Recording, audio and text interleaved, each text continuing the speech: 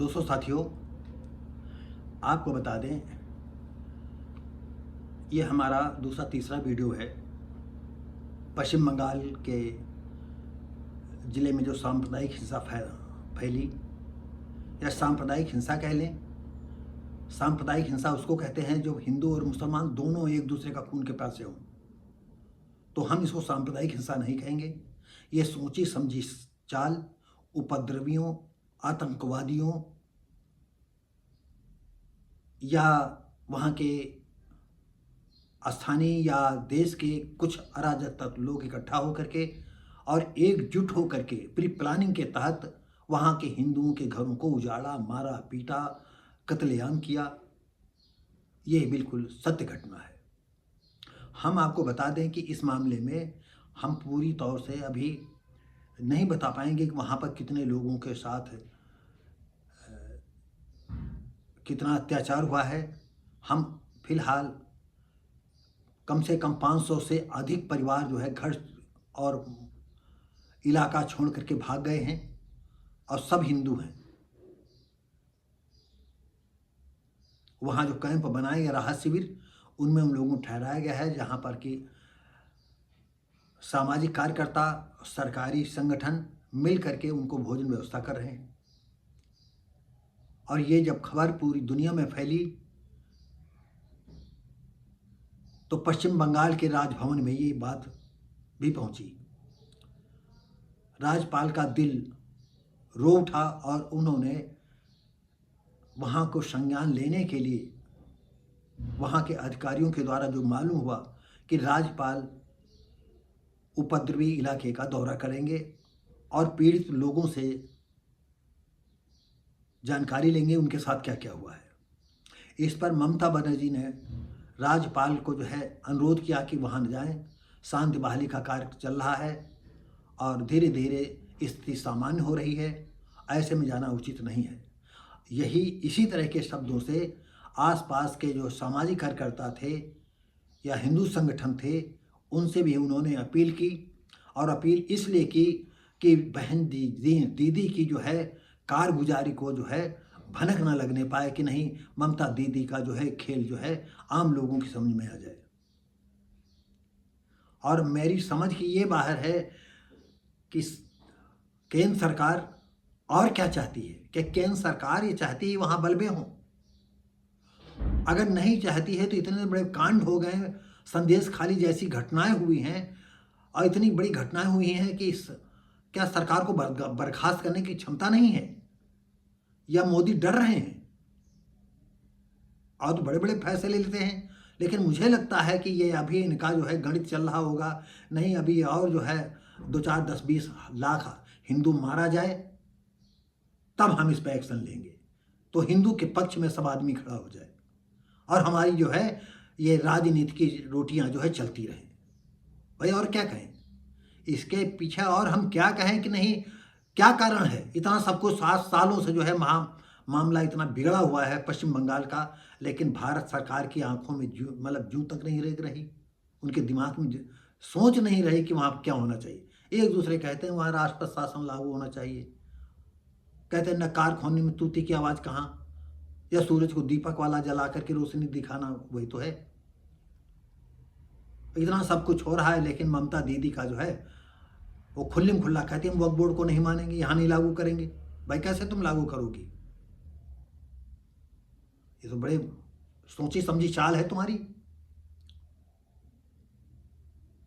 ममता बनर्जी, ये नाम की ममता बनर्जी है। अमूमन ये इस्लामिक नुमाइंदा हैं, ये इस्लाम की एक मजबूत स्तंभ है।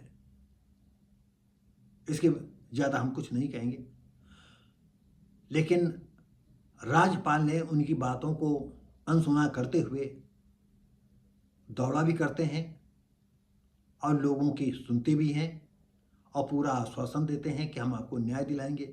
अब न्याय आप राज्यपाल जी क्या दिलाओगे? जिनका बेटा चला गया, जिनका पति चले गए, जिन घर टूट गए, जिनकी जला दिए, आप क्या करोगे? कोई ठोस रणनीति तो आप कर नहीं रहे हो, क्या करोगे? मेन है हिंदू और मुस्लिम। मुसलमान चाहते हैं कि शरीयत हो, मुसलमान चाहते हैं वक्फ बोर्ड जैसी असीमित शक्तियां उनको मिले, मुसलमान चाहते हैं हम जिसकी बहन बेटी साथ चाहें रेप करें, बलात्कार करें, जिसको चाहें काटे उसको मारे, उनको छूट मिलनी चाहिए, उनको छूट दो।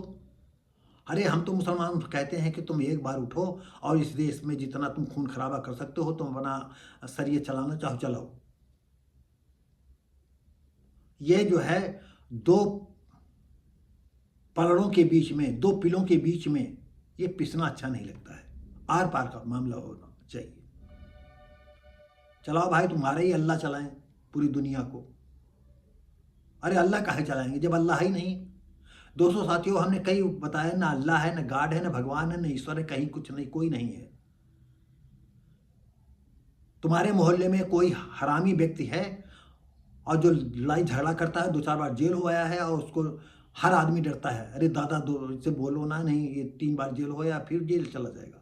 बस इसी उसमें वो जी उसकी बातें खिला करती और वो हराम का खाता रहता है, जिसको चाहता उसको मारता, जिसके चाहता बहन बेटियों के साथ रेप बलात्कार करता है। और यही हाल जो है इस देश में इन अल्पसंख्यकों का चल रहा है, जो आज बहुसंख्यक के करीब पर हैं और जिस देश को रौंदने के लिए तैयार है।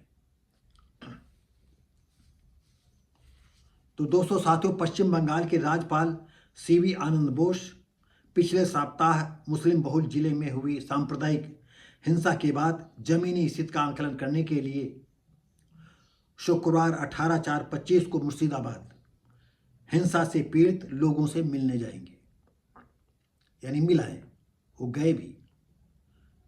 साथियों, ये हमें पहले वीडियो बनाना चाहिए था, लेकिन वीडियो के लिए तैयारी हो चुकी, लेकिन हम देर में बना पाए। राजभवन के अधिकारियों ने बताया कि राज्यपाल हिंसा पीड़ितों से भी मिलेंगे, जिले के अधिकारियों व पुलिस कर्मियों के साथ चर्चा करेंगे। इस पर राज्य के मुख्यमंत्री ममता बनर्जी ने बुधवार को राज्यपाल से प्रस्तावित दौरा स्थगित करने का आग्रह किया है, क्योंकि ममता दीदी तो चाहेंगे कि वहाँ कोई नहीं जाने पाए, और जब ये जाएं तो जितने भी अधिकारियों से या उच्च अधिकारियों से मिल करके बताएं कि ये हुआ है, तो उनको तो पहले ही वो गोल करा देंगी या ये कोठरी में सबको बंद करा देंगी और वहाँ संगीनें तनी होंगी, जरा सांस लोगी गोली मार दी जाएगी और वहाँ उन्हीं के चमचे होंगे सब। हाँ साहब, सब यहाँ ठीक है, यहाँ कुछ नहीं हुआ, ये जो आदमी मारे गए हैं वो गलत कहते हैं, वो आदमी नहीं मारे गए, वो भाग गए यहाँ से, वो खुद आतंकवादी थे। ये ममता दीदी का खेल चल रहा है वहाँ पर। ममता दीदी ने कहा स्थिति धीरे धीरे सामान्य हो रही है और वहाँ पर जा करके स्थितियाँ और बिगड़ सकती हैं।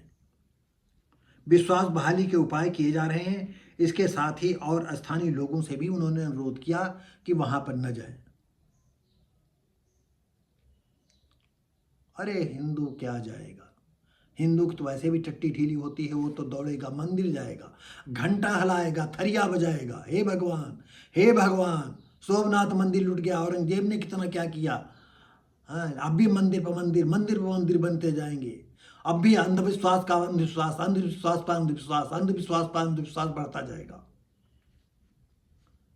सवर्णों का यही काम है और इस देश के शूद्रों का काम है, आदिवासियों का काम है, जो बना दें उसी सामने घुटना टेकते रहो, वही घुटना टेकते रहो, अपनी कमाई का कुछ प्रतिशत चढ़ाते रहो, वो मोटे होते जाएं, चढ़ते जाएं, चर्बी इकट्ठा करते जाएं।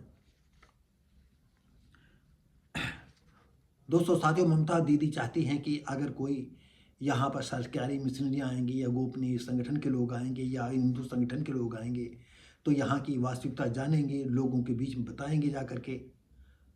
तो जहाँ तक हो सकता है हम इसको छुपा दें, न बता पाएँ, लेकिन अब असंभव है, पूरी दुनिया में बात जग जाहिर हो चुकी है। अब भारत सरकार को क्या करना है, ये इस देश के हिंदुओं को क्या करना है, या तो पूंछ डालने कुत्ते की तरह, या लड़ने की क्षमता इनमें नहीं है बहुत। मुसलमान अगर कोई सुन रहा है, हम बिल्कुल आपकी बात से सहमत हैं, इन हिंदुओं में लड़ने की क्षमता नहीं है, और जिनमें हिंदुओं में लड़ने की क्षमता है उनको ये किसी काबिल रखा नहीं है। वो क्यों लड़ेंगे? इनको वोट देना होता है, तुम हिंदू हो, जैसे भागवत जी आजकल, भाई गांव गांव जाइए, गांव गांव जाओ और उनको चूतिया बनाओ। गांव गांव जाइए, हिंदुओं को कहो तुम मेरे भाई हो, नौकरियों में तुम्हारे लिए कोई जगह नहीं है, खाने के लिए तुम्हारी जगह नहीं है। तुम हिंदू हो, तुम जूता साफ करो, तुम नाली साफ करो, आधी रोटी खाओ, आधी रोटी में भी जो है बच्चों को खिलाओ, अपनी बीबी खिलाओ, साफ कपड़ा ना पहनो। ये साफ कपड़ा पहनना तुमको जुर्म है। साफ कपड़ा पहनोगे भगवान नाखुश हो जाएगा। ये तुमको चूतिया फैलाना है। तो दोस्तों साथियों, ये वीडियो कैसा लगा? हम उम्मीद करते हैं अच्छा लगा होगा। खरी खोटी कहना आप क्या बताएं। हम मिलेंगे आपको अगली वीडियो में। अगर आपको वीडियो हमारा पसंद आता हो तो अपने साथियों को भेजें, दूसरों को भेजें, लाइक शेयर कमेंट करें, सब्सक्राइब करें, बेल आइकन दबाएं। तो जो भी हम वीडियो बनाएंगे इस तरह का, तो आपको जो है तत्काल आपके पास पहुंचेगा। आपकी इच्छा हो तो देखिए, इच्छा ना हो तो न देखिए, क्योंकि खरी खरी सही सही बातें किसी को पसंद नहीं आती। घर में भी कोई बुजुर्ग है सही बात कहता है, आदमी है सही बात कहता है, उसकी बात जब घर वाले नहीं सुनना चाहते तो पड़ोसी कौन से कैसे सुने, गांव वाले कैसे सुने, या ब्लॉक या जिले वाले कौन से सुनेंगे। ये बता दो, पीपल में ब्रह्मदेव रहते हैं, पानी चढ़ाइए।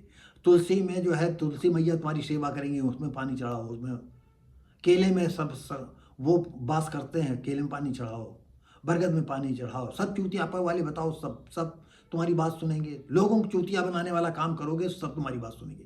लोगों को बचाने वाला काम करोगे, आगाह करोगे, तो कोई बात तुम्हारी सुनेगा नहीं। तो दोस्तों साथियों, हम मिलेंगे आपको अगली वीडियो में। तब तक के लिए नमस्कार, जय हिंद।